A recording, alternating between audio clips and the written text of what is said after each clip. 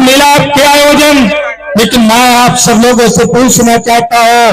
आपका जो 99% भाई जो इस मंच पर इस पंडाल के सम्मुख नहीं आ पाया है, आज भी और यात्रा को सजाने संवारने का काम कर रहा है, वो बाबा साहब की बातों को भूल चुका है। इसलिए सम्मानित साथियों, आप सब लोगों से मैं कहना चाहता हूँ, जब तक 99% पीछे छूटे हुए अपने भाइयों को आगे ला करके महाराज सिंह भारती के विचारधारा से और सरदार वल्लभ भाई पटेल के द्वारा दिए गए योगदान को याद दिलाने का काम नहीं करोगे, तब तक इस जन्म जयंती के कार्यक्रम अधूरा रह जाएगा। इसलिए सम्मानित साथियों, मैं आप सब लोगों से मैं कहना चाहता हूँ कि सदियों से हम लोगों ने अन्याय अत्याचार को सहा है, उसका सामना किया है, और उसी पीड़ा को लेकर के जब महाराज सिंह भारती पहली बार लोकसभा में जाते हैं 1957 में, तो लोकसभा में भी नीरज भाई पटेल जी ने और अन्य वक्ताओं ने भी कहा कि उन्होंने एक वसीयतनामा देने का काम किया लोकसभा को। क्या कहा कि मेरे मरने के बाद जब इस लोकसभा के भीतर मेरे मरणोपरांत शोक सभा का आयोजन हो, तो उसमें कोई ऐसे शब्द न लाया जाए कि मैं स्वर्गवासी हो गया, क्योंकि मैं स्वर्ग और नरक में विश्वास नहीं करता हूं। लेकिन जो कांवड़ यात्रा निकालने वाले लोग हैं, वो 99% आपका भाई है। जो दुर्गा पूजा पंडाल सजाने वाले लोग हैं, जो मूर्ति बनाने वाले लोग हैं, वो 99% आपका भाई है। क्या इस बात को वो जान पाया है? आज सवाल ये छोड़ करके जाते हैं। उनको बताने का काम कौन करेगा? उनको जगाने का काम करेगा कौन करेगा? उनको चलाने का काम कौन करेगा? आज संकल्प लेकर के जाना है। उन्होंने कहा था कि मौन रख करके मेरी आत्मा की शांति के लिए प्रार्थना मत करना, क्योंकि मैं आत्मा में विश्वास नहीं करता हूँ। लेकिन आज आपका जो 99% आपका जो भाई है, जो गांव के जब अपने घर का जब पंचर खत्म होता है, तो उसकी आत्मा की शांति के लिए तेरहवीं का भोज करने का काम करता है। सम्मानित साथियों, ये बात तो बताओगे, इसलिए मैं आप सब लोगों से मैं कहना चाहता हूँ कि महाराज सिंह भारती जैसे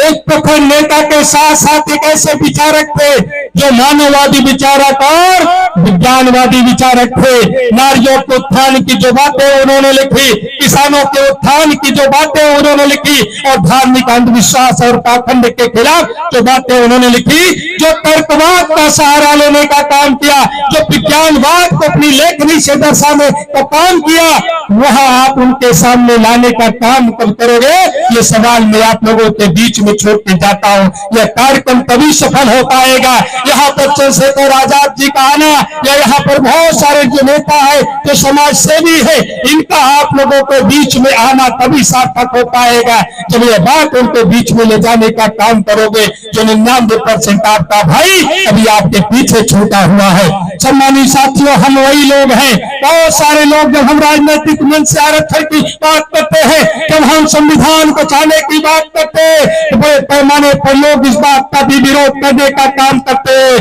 कि आपको आरक्षण कब तक चाहिए। मैं पूछना चाहता हूँ कि 1795 के पहले जब यहाँ के आज का जो पिछड़ा और दलित समाज का जो भाई है, जब इसको संपत्ति रखने का अधिकार नहीं मिला था, और ब्रिटिश हुकूमत की वो देन है जब आपको संपत्ति रखने का अधिकार अधिनियम 1795 बना करके देने का काम किया, तब मैं आपसे लोगों से पूछना चाहता हूँ, उन्होंने कभी नहीं कहा कि सदियों से आपको संपत्ति रखने से वंचित किया गया था, सदियों से आपको शिक्षा लेने से वंचित किया गया था, सदियों से आपको समानता के साथ उठने बैठने से वंचित करने का काम किया गया था। कभी आपने उनसे नहीं पूछा कि कितने वर्ष गुजर गए, कितने वर्षों तक अन्याय अत्याचार किया। जब आप सब लोग अपने पुराने इतिहास पर नजर डालते हो, त्रावणकोर की वो घटना भी आपको याद होगी, नागेली की घटना, जब एक बेटी ने अपने आत्म सम्मान की रक्षा के लिए स्तन कर जब नहीं चुका पाई, अपने स्तन को काट करके अपने प्राण न्यौछावर करने का काम किया, और महिलाओं को स्वाभिमान के साथ जीने के लिए एक रास्ता दिखाने का काम किया। ऐसे अन्याय अत्याचार जो आज हमारे आपके बीच में आज भी होते चले आ रहे हैं, आज भी हो रहे हैं, आज भी जातियों के नाम पर नफरत पैदा की जा रही है, आज भी जातियों के नाम नाम पर अपमान किए जा रहे, अब लोगों को अपमानित किया जा रहा है। लेकिन आज भी हम लोग, कुछ लोग नारा देने का काम करते हैं। पहले वर्ण व्यवस्था के नाम पर बांटने का काम किया, और जब वो इकट्ठे होने लगे तो जातियों के नाम पर बांटने का काम किया, और फिर से जब वर्ग के नाम पर इकट्ठे होने लगे तो हिंदुत्व के नाम पर इकट्ठा करने की बात करते हैं। मैं आप सब लोगों से मैं कहना चाहता हूँ, जब देख लिया कि आरक्षण की लड़ाई ये लोग सड़क से सदन तक होकर के लड़ने का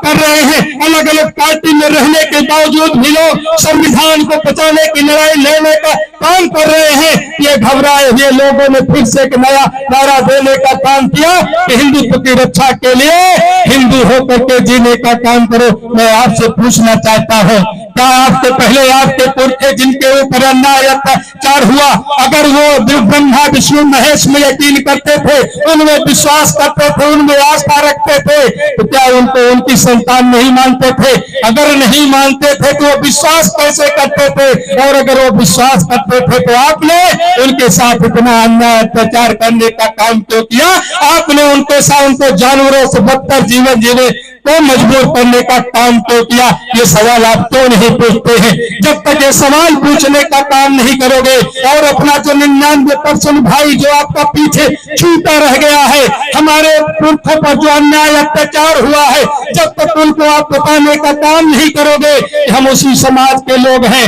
जब हमारे समाज में बेटियों का ब्याह होता था तो बेटियां सीधे ससुराल नहीं जाती थी, 3 दिन दूसरों के घर उनको बिताना पड़ता था, जिसको शुद्धिकरण के रूप में आपके बीच में एक परंपरा के रूप में आपको बाध्य किया जाता था। उस परंपरा को मानने के लिए धन्य अंग्रेज जिन्होंने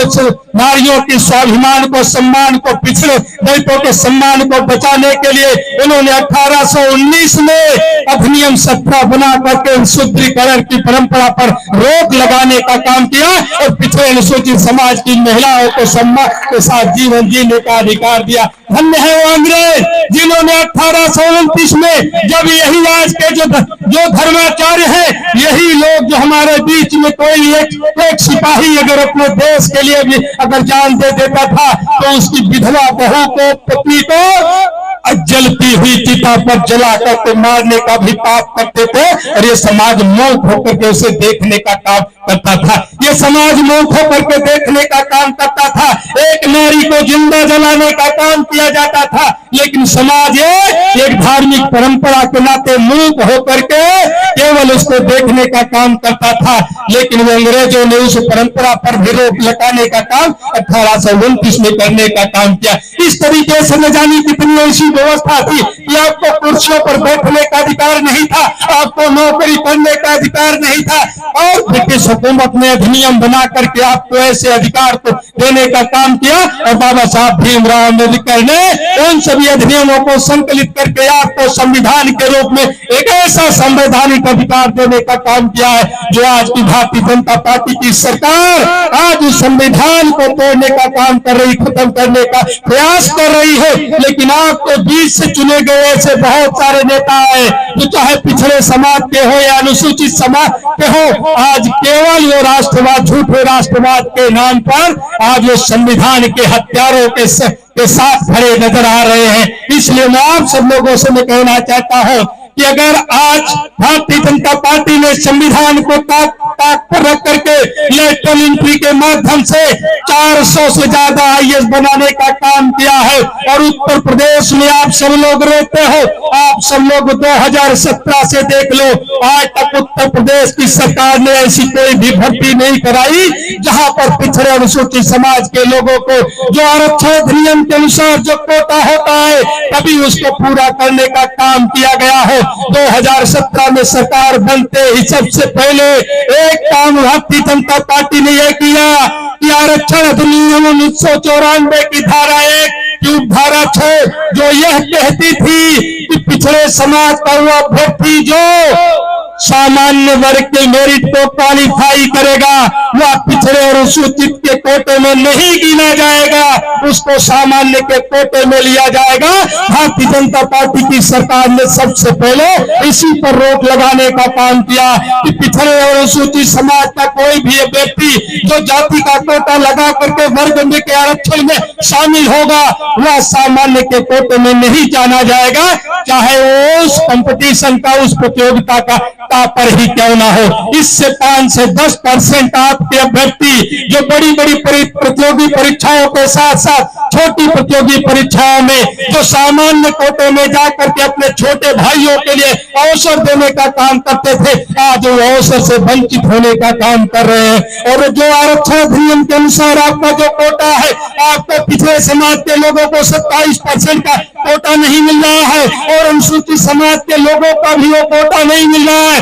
जितनी भी भर्तियां हमें आपको बता दो, सबसे पहले जो सिपाही की भर्ती भारतीय जनता पार्टी ने कराई थी या दरोगा की भर्ती कराई थी, कृषि विश्वविद्यालयों में जो प्रोफेसर की भर्ती कराने का काम किया था, गोरखपुर विश्वविद्यालय में प्रोफेसर की भर्ती कराने का काम किया था, KGMC में असिस्टेंट प्रोफेसर की भर्ती कराने का काम किया था, या बड़े पैमाने पर इंटर कॉलेज और डिग्री कॉलेज को प्राचार्यों की भर्ती कराने का काम किया था। प्राचार्यों की भर्ती में पिछले समाज के लोगों को 13% का कोटा मिला था और अनुसूचित समाज के लोगों को 11% का कोटा मिला था। आप समझ सकते हैं यह भारतीय जनता पार्टी की सरकार आपके उन महापुरुषों ने जो बड़े लंबे समय तक अपने जीवन को संघर्ष में लगा करके लड़ाई लड़ करके आपको आरक्षण का संवैधानिक अधिकार देने का काम किया था, ये भारतीय जनता पार्टी उसे मिटाने का काम कर रही है। लेकिन वहां पर बैठे हुए नेताओं की जबान नहीं खुल रही है, उन्हीं की पार्टी का विधायक पिट रहा है,